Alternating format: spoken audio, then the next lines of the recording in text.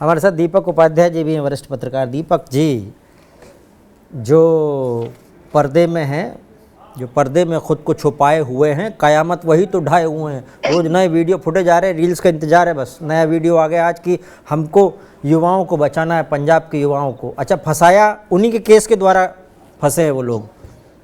क्या सरेंडर हो जाएगा आपको लग रहा है? वैसे क्या प्लानिंग आपको लग रही है उनकी? देखिए, उनकी प्लानिंग तो उनको ही मालूम है, लेकिन ये जो हर रोज़ नए फ़ोटो वीडियो आ रहे हैं और पकड़ में नहीं आ रहे हैं, ये बहुत बड़ा सवाल पंजाब पुलिस के ऊपर है कि आप एक ऐसे आज के टेक्निकल युग में जब आपको कौन कहाँ पर घूम रहा है, ये आपको उसकी मूवमेंट पता चल जाती है, किस घर में रुका है ये मूवमेंट पता चल जाती है। ऐसे में आप रोज़ वीडियो तो देख पा रहे हैं सोशल मीडिया पे, पूरा देश देख पा रहा है, दुनिया जहान देख पा रहा है, लेकिन वो आदमी कहाँ पर छुपा है ये पकड़ नहीं पा रहे। तो पंजाब पुलिस जो है, एक तरह से जब से आम आदमी पार्टी की सरकार पंजाब में आई है, तब से पंजाब पुलिस की जो भद्द पिटी है, जो उनकी हालात हैं, उस पे मतलब दुनिया हंस रही है।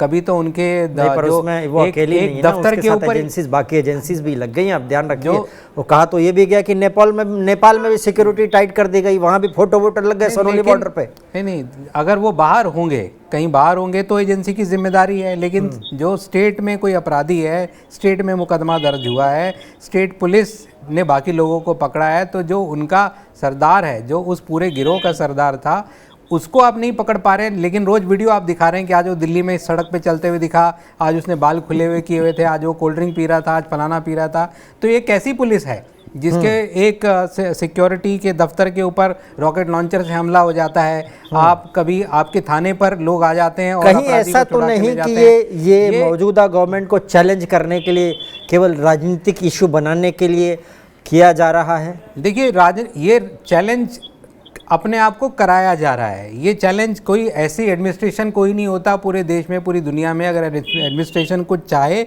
वो नहीं हो, ऐसा कोई एडमिनिस्ट्रेशन नहीं है। आपके पास हज़ारों ऐसे तरीके होते हैं जब आप किसी को भी घुटने के बल बिठा देते हैं। एक समय अतीक अहमद, मुख्तार अंसारी कितने बड़े डॉन थे, ऐसा लगता था कि उनके बिना तो वो पूरा इलाका चल ही नहीं पाएगा, उनके खिलाफ कोई कुछ कर ही नहीं सकता था। आज़म खान के नाम से उत्तर प्रदेश कांपा करता था, लेकिन आज आज़म खान, मुख्तार अंसारी, अतीक अहमद कहाँ पर हैं ये लोग? अगर एडमिनिस्ट्रेशन चाहेगा तो सब कुछ हो सकता है, लेकिन ये पार्ट ऑफ द पॉलिटिक्स है। खालिस्तान मूवमेंट के नाम पर दुनिया जहान का फंड, बहुत बड़ा फंड आता है, जो विदेश में बैठे हैं उनको भी वो उस फंड का हिस्सा मिलता है, जो देश में बैठे हैं उनको भी उस फंड का हिस्सा मिलता है। तो ये फंड की जो बंदरबाट है, हवा तो हमारे देश है, हमारे राज्यों में खराब हो रही है। देखिए, जैसे अगर आप बोल रहे हैं फंड का ही मामला, अनुपम जी, केवल फंड का मामला लग रहा है आपको? अच्छा, एक बात बताए भूपेंद्र जी, पिछली बार में मैंने आपके प्रोग्राम में पूछा था कि ऑस्ट्रेलिया से लेके अमेरिका तक और यूके से लेके कनाडा तक ये जितने आपको खालिस्तानी झंडे नजर आते हैं, उस पे खालिस्तान केवल अंग्रेजी में क्यों लिखा रहता है? कभी गुरमुखी में क्यों नहीं लिखा रहता है? हिंदी में, उर्दू में, गुरमुखी में क्यों नहीं लिखा रहता? सब खालिस्तान मांग रहे हैं, पंजाबियों के लिए, सिखों के लिए जगह मांग रहे हैं, और पंजाबी में लिखने में शर्म आती है, सिर्फ अंग्रेजी में लिखा है। कारण समझिए ना, वो आपको पढ़ाने के लिए लिखा ही नहीं है, ये उन लोगों को पढ़ाने के लिए लिखा है जहां से पैसे आ रहे हैं। देखिए भूपेंद्र भाई, मैं तो लाजपत नगर में पला बढ़ा, दिल्ली में खालसा स्कूल में मेरी पढ़ाई हुई, और जो मतलब मेरे स्कूल के बहुत सारे जो मेरे पुराने साथी थे, जो सीनियर साथी थे, उसमें भी लोग 84 के राइट्स में कुछ लोग भटक गए और आतंकवादी बन गए, ऐसे भी लोग मेरे स्कूल से निकले हैं। तो मैं उनको बहुत करीब से जानता हूँ। कोई भी सिख देश के खिलाफ बात करता ही नहीं है। जो देश के खिलाफ बात करता है, क्योंकि जो धर्म है, सिख धर्म है, वो अपने देश से प्यार करना सिखाता है, अपनी कौम से प्यार करना सिखाता है, अपनी ज़मीन से प्यार करना सिखाता है। और जो अपनी ज़मीन से प्यार नहीं करता, अपने देश से प्यार नहीं करता, ना तो वो सिख हो सकता है, ना खालसा पंथ का हो सकता है। ये तो वो लोग हैं जिनको बाहर से जाके पैसा इकट्ठा करना है। यहाँ से जब मारे गए, जब 84 के बाद जब इनकी पिटाई हुई, एडमिनिस्ट्रेशन सख्त हुआ, तो विदेशों में जाके बस गए, वहाँ पे पैसा इकट्ठा कर रहे हैं और उस पैसे के बल पे यहाँ पे अपनी सत्ता चलाना चाह रहे हैं। जो करंट आम आदमी पार्टी की सरकार पंजाब में है, उन्होंने इनका साथ लेके, पैसा लेके नहीं, पर अभी हमने ये देखा कि बहुत सख्त एक्शन लिया है भगवंत मान जी ने, ये भी हमने देखा है, और उन्होंने ये कहा कि ये नहीं चलने देंगे, हम हवा बिगाड़ने नहीं देंगे यहाँ पर। जी, लखनपाल जी कुछ बोल रहे हैं, हमारे साथ परमपाल जी भी आ गए हैं। परमपाल जी, आपके पास आता हूँ। लखनपाल जी।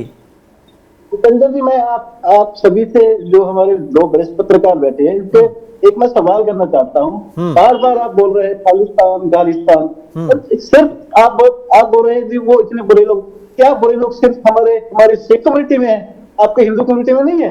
आप सिखों को क्यों टारगेट कर रहे हैं बार बार सिखों को आपकी कहां से हो गया यार, हम सब एक ही हैं। धरती मेरी, माता पिता आसमान, मुझको तो अपना सा लागे सारे जहान। अरे सारा जहान हमारा है। हम सब एक है, एक रहो, भाईचारा रखो। आप क्या सिख क्या कर रहे हो? आप दोनों भी वी आर द इंडियन। ये जो काम हो रहा है, ये सिखों के बच्चे पकड़े जा रहे हैं, ये गलत हो रहा है। आप ऐसा क्यों नहीं बोल रहे? आप बोल रहे हैं ऐसे कर दिया।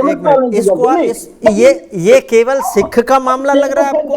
इसको हमेशा नहीं, आप स्टेट को डिफेंड कर रहे हो, आप दूसरे आदमी के जो विचार उसको करोड़ लोगों को पेश कर देते। मैं आपको हमेशा यही रिक्वेस्ट करता होता हूँ, हमेशा। आप मेरे पंजाब आके देखो, कहीं पर भी रुक जाओ, कहीं पर भी खाओ पियो, आपको तो पंजाब में कोई माहौल बुरा है ही नहीं। ये सिर्फ सरकारों के द्वारा वीडियो में बनाया जा रहा है। हाँ, कुछ लोग बुरे हैं जो पंजाब के दुश्मन हैं, वो कहीं जो बुरे हैं मान लो, जो बुरे हैं उनको एजेंसी ने पहले पता कर लिया कि ये बुरे हैं, तो उसको किसी धर्म से क्यों जोड़ना? फिर आप समझिए उस चीज को। सरकारें जोड़ रही है। अगर आप उसको बोलो कि he is the enemy of India, स्वागत है आपका। एक अमर अमान वाला पंजाब है हमारा। पूरी कर लो बात मुझे। आप ऐसे मत बोलो भाई वो खालिस्तान के समर्थक वहां बैठ कैसे करते हैं, वो सिख वहां पर बैठ कैसे करते हैं, तगनी वाला बंदा ऐसा करता है। आप ऐसा मत करो। आप ये बोलो we are Indian, those person are the enemy of my country, Indian country. ये बात जो आप बोल रहे हैं ना, वो आपको शब्दों में भी सोचना चाहिए, शब्दों में बोलना भी चाहिए। आपने क्या किया, आपने उसको एक खास जगह से जोड़ रहे हैं। मेरे हिसाब से वो ठीक नहीं है। हम लोग सभी लोग एक हैं। अब जाके आप बोल रहे हैं ये बात। जी परमपाल जी, सभी मेरी यही होती है कि मीडिया हमें कम्युनिटी को बदनाम ना करे। हमेशा हम ये कोशिश करते हैं। ये बिल्कुल सत्य है कि किसी कम्युनिटी को बदनाम नहीं करना चाहिए, लेकिन अगर कोई अपराध हो रहा है, भाई मान लीजिए कोई देश तोड़ने का। लखनपाल जी ने पत्रकारों से सवाल किया, हमें जवाब तो देने दीजिए। हाँ, मैं अब क्या जी दीजिए अनुपम जी दीजिए। लखनपाल जी ने बाकायदा कहा कि मैं उन दो पत्रकारों से संबोधित पूछिए जवाब दीजिए। सिख की बात कर रहे हैं। देखिए, उन्होंने पूछा कि वो सिखों की बात कर रहे हैं, खालिस्तान की बात कर रहे हैं, हिंदुओं की बात नहीं कर रहे हैं। तो एक तो ये बहुत ही अफसोसनाक है, पर कांग्रेस से हम इससे ज्यादा उम्मीद भी क्या कर सकते हैं जो सिखों को हिंदुओं को अलग अलग करके इस तरह दिखा रही है। बाकी अगर खालिस्तान की बात कर रहे हैं, अरे मेरी बात सुने लखनपाल जी, सुने। और अगर खालिस्तान की बात सुने, बात खालिस्तान की इसलिए हो रही है कि भाई खालिस्तान की बात इसलिए हुई, खालिस्तान के नाम पे आप विदेशों में हमारे दूतावासों पे झंडे उतारे जा रहे हैं, तिरंगे को अपमानित किया जा रहा है, वहां पे खालिस्तानी झंडा पत्रकारों को मारा जा रहा है, पत्रकार की पिटाई हो गई है, मारा जा रहा है। सुने खालिस्तान के नाम पे थाने पे अटैक हो रहा है। इतनी भी शर्म नहीं, गुरु ग्रंथ साहिब लेके थाने पे घुस गए, पुलिस वालों को मारा जा रहा है। तो साहब थाने पे अटैक हो खालिस्तान के नाम पे, पुलिस वालों को मारा जाए खालिस्तान के नाम पे, दूतावासों पे अटैक हो खालिस्तान के नाम पे, तिरंगे की बेइज्जती हो खालिस्तान के नाम पे, एक अलग सिख राज के लिए रेफरेंडम करें, आप बाकायदा जनमत संग्रह करें खालिस्तान के नाम पे, खालिस्तान के नाम पे, और हम दोष किसी और को देने लगे। कमाल की बात है, एकदम ही कमाल की बात। जी दीपक जी इनका जवाब देना। लखनपाल जी एक मिनट, एक और जवाब ले लीजिए। लखनपाल जी एक और जवाब लीजिए। देखिए लखनपाल जी, जो खालिस्तान की बात हो रही है और खालिस्तान की मांग करने वाले जो चुनिंदा लोग हैं वो सिख कम्युनिटी से ही हैं, तो उन्हीं के बारे में बात होगी। ऐसा तो नहीं है कि खालिस्तान की मांग करने वाले नॉन सिख है तो उनके बारे में बात होगी। तो ये तो बट नेचुरल है, इसमें तो सवाल उठाने वाली कोई बात नहीं, क्योंकि कौम को बदनाम करने की तो कोई बात नहीं हो रही। जो चुनिंदा लोग हैं, जो देश के खिलाफ हैं, जो विदेशों से फंड इकट्ठा करने के लिए देश को बदनाम कर रहे हैं, विदेशों में इकट्ठा करके दूतावासों पे हमला कर रहे हैं, उनके बारे में बात हो रही है। 0.001% हर एक जगह रहते हैं वो लोग। दीपक जो बात कह रहे हैं उसमें मैं जोड़ना चाहता हूँ, ये डिमांड उठाने वाले चुनिंदा लोग हैं, बदमाशी शैतानी करने वाले चुनिंदा लोग हैं, पर खामोश रहने वाले बहुत सकते हैं। परमपाल जी लखन जी मैं आपके पास आता हूँ। लखनपाल जी, परमपाल जी मैं आ रहा हूँ जी, नमस्कार जी।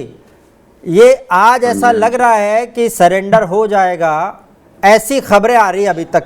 अभी कोई भरोसा नहीं, 1 घंटे में सारी स्थिति बदल जाए और कहो कि बोले वहाँ पे नेपाल बॉर्डर पे इधर पाया गया, वो रोज हर 2-3 घंटे में कहीं और गायब हो जा रहा है मामला। आपको क्या लग रहा है अभी इस समय, क्या आपके पास इंफॉर्मेशन आ रही है इस वहाँ पे? बात जो है ना, हमें देश का जो मीडिया है, मीडिया जो बात कर रहा है, जो कई लोग बात कर रहे हैं पॉलिटिकली पार्टी के, उनकी बातों पर हमें बिल्कुल भरोसा नहीं।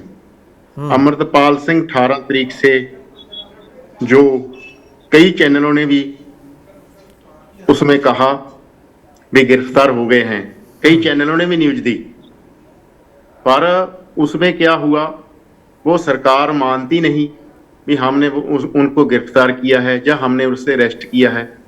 तरह तरह की कहानियां उन पर की जा रही हैं। कभी वो नेपाल ले जाते हैं उनको, कभी होशियारपुर में ले जाते हैं, कभी अमृतसर में ले जाते हैं। देश की जो न्यायपालिका या विधानपालिका है, उसका विधि विधान होता है। किसी मुजरिम जो उसी का कोई दोष बनता है या किसी कटहरे में उसको खड़ा करना है, उसका कोई तर्क होता है। न्याय प्रणाली में भी तर्क होता है। उसको अरेस्ट करने के लिए सरकार काम करती है, उस पर कानून के मुताबिक कार्रवाई होती है। परंतु हमने तो ये देखा है कि हमारे देश का जो मीडिया है सारा, तकरीबन सारा, वो देशभक्त जो लोग हैं, सिख कौम ने इस देश के लिए जो कुर्बानियां की है, अनाज पर भंडार किया है, सारे देश का पेट पाला है, 65 की 71 की और कारगिल जंग में अहम रोल अदा किया है। उनको सारे देश में लुटेरे, डाकू और आतंकवादी कहकर प्रचार। कौन बोल रहा है? परमपाल सिंह बोल रहा हूँ। ये तो किसी ने नहीं बोल रहा है। किसी एक का नाम बताइए जो बोल रहे हो। न्यूज 18 कह रहा है जी, आज तक चैनल कह रहा है। ना वो उन लोगों के बारे में बोल रहे होंगे, वो उन लोगों के बारे में बोल रहे होंगे जहां से कोई अपराध की खबर आ रही होगी। इन केस कोई अपराध की तो थाने वाली खबर, थाने वाली बात आ रही होगी, ध्यान रखिए उसमें आप। थाने पे जो हमला हुआ, पुलिस वालों की पिटाई हुई है, उससे संबंधित अगर कोई बात होगी तो अलग बात है। लेकिन मोर और लेस किसी भी व्यक्ति ने मुझे नहीं लगता कि किसी को कोई शंका भी है इसमें कि इस कम्युनिटी ने, इस कौम ने कुछ कम काम किया होगा। सबसे बढ़ चढ़कर हिस्सेदारी लिए, ये सबको पता है, 1947 के पहले और बाद भी, और हर जंग में सबको पता है। लेकिन ऐसा लग रहा है जैसे कोई ऐसा माहौल बनाया जा रहा है कि भाई इसकी बात करो, बस आप सिख कम्युनिटी की बात करो, भड़काने की कोशिश लग रही है ये ऐसा। और आपके शब्दों में भी, आपकी इस लाइन में भी ऐसा लग रहा है। ऐसा क्यों है? भड़काने वाली कोई बात नहीं जी। जब कोई आदमी कोई लाइव होकर किसी पर इलिगेशन लगाता है, अमृतपाल पर इलिगेशन लगाता है, उसकी पीटमार होती है। पीटमार के स्वभाव में ये होता है कि कुछ आदमियों पर पर्चा होता है, उनके कुछ आदमियों पर पर्चा होता है, उन पर केस दर्ज हुआ होता है। अलग बात की बात यह है कि सरकार ने लाइव होने वाले पर कोई पर्चा नहीं किया, उसको पीटने वाले पर पर्चा दर्ज कर लिया। जब ये मसला हुआ था तो सरकार ने आप माना भी हम ये मसला खत्म कर दिया है। जो FIR दर्ज हुई थी कुछ व्यक्तियों पर, हमने वापस ले ली है। आखिरकार सरकार को क्या नौबत आ गई थी भी पैरामिलिट्री फोर्सेज तैनात करने के पंजाब में फैसला किया। अमृतपाल पर ऐसे कार्रवाई की गई, उनको घर में भी अरेस्ट किया जा सकता था, उनको घर में अरेस्ट कर उन पर कानून मुताबिक कार्रवाई की जा सकती थी। परंतु उसमें बगानगी पंजाब पुलिस कर सकती थी, पैरामिलिट्री फोर्स की क्या जरूरत थी? भी एक स्टेट की जो पुलिस है, हमारी पुलिस समक्ष है, कार्रवाई कर सकती है। उसमें परमपाल जी, अगर CM को लग रहा है कि ये मामला संवेदनशील, देखिए ये बात तो भगवंत मान से पूछी जानी चाहिए, ये मामला संवेदनशील है, तो वो अपने हिसाब से फोर्सेस उतार सकते हैं, इसमें हम जनता के रूप में ये तय करने वाले थोड़ी हैं कि भाई संवेदनशील नहीं होता। अजनाला वाला घटना हो गई ना, वो घटना बड़ी भी हो सकती थी, खत्म हो गई थी। कितनी बड़ी हो सकती थी वो वो घटना। खत्म हो गया था। और हाँ, और दूसरा अजनाला का जो पैर खत्म हो गया अजनाला का वो, जो- लेकिन हुई ना, इसलिए हो सकता है उन्होंने फोर्स उतारी हो वाली। दूसरी चीज, अगर आपको लग रहा है कि मामला अमृतपाल से जुड़ा हुआ है, मैंने आप अभी तक किसी भी व्यक्ति को ये बोलते नहीं सुना कि आप आत्मसमर्पण कर दो। अमृतपाल को सरकार, पुलिस दोनों मिलकर बोल रहे हैं कि हम अरेस्ट कर लेंगे। भाई सरेंडर करने की बोल दो, कोई किसी ने नहीं बोला।